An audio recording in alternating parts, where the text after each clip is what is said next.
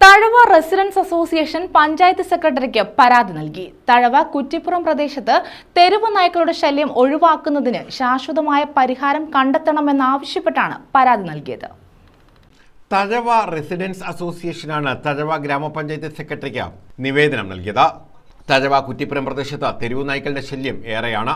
നിരവധി തവണ ഇത് സംബന്ധിച്ച് പരാതി നൽകിയിട്ടും ശാശ്വതമായ പരിഹാരം ഉണ്ടായിട്ടില്ല.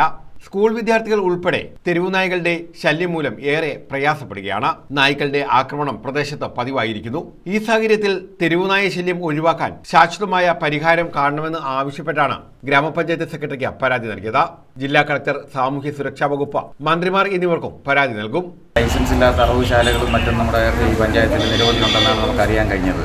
അപ്പോൾ ഇത്തരം കക്ഷികളെന്ന് പറയുമ്പോൾ അവർക്ക് ഇതിനെ സംസ്കരിക്കാനോ ഇത് വേസ്റ്റ് കളയാനോ ഉള്ള സംവിധാനമില്ലാതെ ഇതേപോലുള്ള ഓപ്പൺ ഏരിയകളിൽ കൊണ്ടുപോയി തട്ടുന്നുണ്ട്.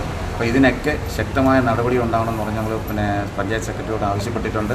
കളക്ടർക്ക് നമ്മൾ നിവേദനം കൊടുത്തിട്ടുണ്ട്. തുടർ നടപടികളുമായിട്ട് നമ്മുടെ അസോസിയേഷൻ മുന്നോട്ട് പോകുന്നതായിരിക്കും.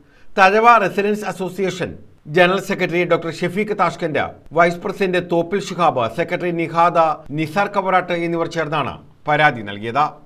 News bureau, Thazhava.